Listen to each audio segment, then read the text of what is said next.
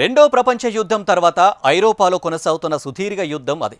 గత 4 ఏళ్లుగా కొనసాగుతున్న రష్యా ఉక్రెయిన్ యుద్ధంలో 4.5 లక్షల మందికి పైగా మరణించారు. యూరోప్ సహా ప్రపంచ దేశాలపై కూడా ప్రభావం చూపిస్తుంది. ఈ యుద్ధాన్ని ఆపడంతో విఫలమై చోద్యం చూస్తుంది ఐక్యరాజ్యసమితి. డొనాల్డ్ ట్రంప్ మధ్యవర్తిత్వంలో ఎడతెగని చర్చలు జరుగుతున్నా అటు పుతిన్ ఇటు జెలెన్స్కీ పట్టు విరడం లేదు. ఇరుపక్షాలు తమ వాదనలు డిమాండ్లపై మొండి పట్టుదలతో ఉన్నారు. దీంతో ఈ యుద్ధం ఇంకెంతకాలం కొనసాగుతుందంటూ ఆందోళన వ్యక్తం చేస్తున్నాయి ప్రపంచ దేశాల ప్రజలంతా అడిగే ప్రశ్నల్లో మొదటిది ఈ యుద్ధం ఇంకెన్నాళ్ళు? సుదీర్ఘ యుద్ధంగా చెత్త రికార్డును మూటగట్టుకున్న పోరిదే. రెండో ప్రపంచ యుద్ధంలో మిత్ర దేశాల కూటమి జర్మనీని ఓడించడానికి 1418 రోజులు పట్టగా ఈ సమయాన్ని రష్యా ఉక్రెయిన్ యుద్ధం ఎప్పుడో దాటేసింది. 2022 ఫిబ్రవరి 24వ తేదీన ప్రారంభమైన ఈ యుద్ధం 4 ఏళ్లు పూర్తి చేసుకుంది. ఉక్రెయిన్లోని క్రిమియా ద్వీపకల్పాన్ని ఆక్రమించుకున్నాక కూడా రష్యా దురాక్రమణ దాహం తీరలేదు. నాటి నుంచి పోరాడుతున్న ఉక్రెయిన్ నుంచి 20% భూభాగాన్ని మాత్రమే ఆక్రమించుకోగలిగింది. ఉక్రెయిన్ రాజధాని కీవ్ను స్వాధీనం చేసుకుని తమ అనుకూల సర్కారును నియమించేందుకు రష్యా చేసిన ప్రయత్నాలు సాధ్యం కాలేదు. గత 2 ఏళ్లలో డొనెట్స్క్ ప్రాంతంలోని దాదాపు 50 కిలోమీటర్ల మేర మాత్రమే వెళ్లగలిగింది. ఇందుకు కారణం ఉక్రెయిన్కు అమెరికాతో పాటు పలు యూరోప్ దేశాలు మద్దతివ్వడమే. రష్యా ఉక్రెయిన్ యుద్ధం ఇప్పటికే అంతులేని విషాదాన్ని నింపింది. వాషింగ్టన్కు చెందిన centre for strategic and international studies Russia Ukraine యుద్ధంలో మరణించిన సంఖ్యను అంచనా వేసింది. రష్యా సైనికులు 12 లక్షల మంది గాయపడగా వారిలో 3,25,000 మంది ప్రాణాలు కోల్పోయారు.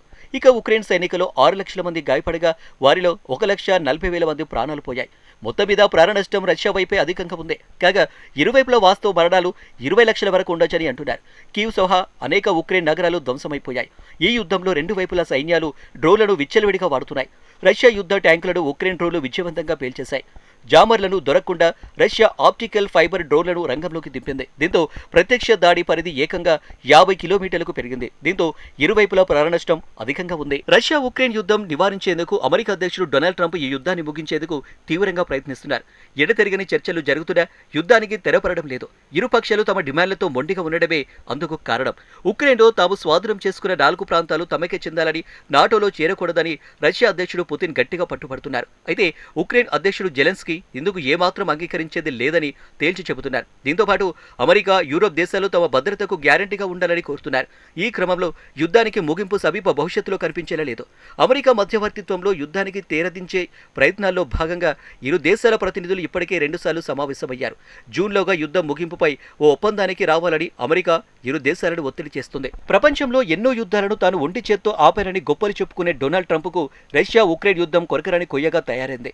పట్టు వదలని విక్రమార్కుడిలా పుతిన్ జెలెన్స్కీల వెంటబడుతూ సయోధ్యకు కృషి చేస్తున్నారు. సరిహద్దు వెంట కాల్పుల విరమణకు జెలెన్స్కీ పట్టుబడుతుండగా సమగ్ర శాంతి ఒప్పందం కుదరాలని పుతిన్ వాదిస్తున్నారు. తక్షణం యుద్ధం ఆపకపోతే రష్యాపై మరిన్ని అత్యంత కఠినమైన ఆర్థిక ఆంక్షలు విధిస్తారని ట్రంప్ ఇటీవలే హెచ్చరించారు. అందుకు జూన్ దాకా గడువు విధించారు. ఆలోపు పుతిన్ వైఖరి మారేనా? యుద్ధానికి తెరదించేందుకు అంగీకరిస్తారా? బదులుగా ఉక్రెయిన్లోని కీలక డాన్బాస్ ప్రాంతాన్ని రష్యాకు వదులుకునేందుకు జెలెన్స్కీ అంగీకరిస్తారా? ఇవి ప్రస్తుతానికి $1 ట్రిలియన్ ప్రశ్నలుగానే మిగిలాయి. యుద్ధాన్ని ఆపి ఆ ఘనతను తన ఖాతాలో వేసుకుని అమెరికాలో మధ్యంతర ఎన్నికలో విజయం సాధించాలని ట్రంప్ ఆశపడుతున్నారు. ఈ 4 ఏళ్లు పూర్తి చేసుకున్న నేపథ్యంలో ఉక్రెయిన్ జెలెన్స్కీ తాజాగా కీలక వ్యాఖ్యలు చేశారు. రష్యా అధ్యక్షుడు వ్లాదిమిర్ పుతిన్ ఇప్పటికే 3వ ప్రపంచ యుద్ధాన్ని ప్రారంభించినట్లు తాను భావిస్తున్నానని వెల్లడించారు. కానీ ఈ వివాదం పెరగకుండా ఉండేందుకు తాము ఎంతో కృషి చేస్తున్నామని వివరించారు. ఉక్రెయిన్ వైమానిక రక్షణ సామర్థ్యాలను బలోపేతం చేయడం తమ అత్యంత ముఖ్యమైన సవాళ్లలో ఒకటిగా ఉందని వెల్లడించారు. అయితే ఉక్రెయిన్ దేశీయంగా అధునాతన వాయు రక్షణ వ్యవస్థలను ఉత్పత్తి చేయడానికి అనుమతించే లైసెన్స్లను అంతర్జాతీయ భాగస్వాములు ఇంకా మంజూరు చేయకపోవడం పట్ల ఆయన నిరాశ వ్యక్తం చేశారు. పుతిన్ను ఆపినా, ఉక్రెయిన్ ఆక్రమించకుండా నిరోధించినా మొత్తం ప్రపంచం విజయం సాధించినట్లేనని తాను నమ్ముతున్నానన్నారు. రష్యా దాడులకు వ్యతిరేకంగా ఉక్రెయిన్ తన రక్షణను బలోపేతం చేయడంలో కొనసాగుతున్న సవాళ్లను జెలెన్స్కీ వివరించారు. తాజాగా రష్యాపై ఉక్రెయిన్ భీకర దాడులు చేసింది. సరిహద్దు నుంచి 1400 కిలోమీటర్ల దూరంలోని రష్యా ఖండాంతర ఇస్కందర్ క్షిపణులను ఉత్పత్తి చేసే ఉడ్ముట్ రిపబ్లిక్లోని వోట్కిన్స్క్ మెషిన్ ప్లాంట్లపై డ్రోన్లు, క్షిపణులతో విరుచుకుపడింది. స్వదేశీ సాంకేతికతతో తయారు చేసిన 3000 కిలోమీటర్ల పరిధిలోని లక్ష్యాలను ఛేదించే ఫ్లేమింగో క్షిపణులను ఉక్రెయిన్ ప్రయోగించినట్లు సమాచారం. ఉక్రెయిన్ డ్రోన్ దాడుల నేపథ్యంలో మాస్కో సహా 4 అంతర్జాతీయ విమానాశ్రయాలను తాత్కాలికంగా మూసివేసినట్లు రష్యన్ అధికారులు తెలిపారు. డ్రోన్ల దాడి ముప్పు పొంచి ఉన్న నేపథ్యంలో రష్యా పౌర విమానయాన సంస్థ ఈ భద్రతా చర్యలు చేపట్టింది. దాదాపు 11 ఉక్రెయిన్ డ్రోన్లను రష్యా వైమానిక రక్షణ వ్యవస్థ అడ్డుకుంది. మరోవైపు ఉక్రెయిన్ రాజధాని కీవ్ లక్ష్యంగా చేసుకుని రష్యా భారీ దాడి జరిపింది. రష్యన్ దళాలు 297 డ్రోన్లు, 50 క్షిపణులను ప్రయోగించాయని, వీటిలో 274 డ్రోన్లు, 33 క్షిపణులను అడ్డుకున్నామని ఉక్రెయిన్ చెబుతుంది.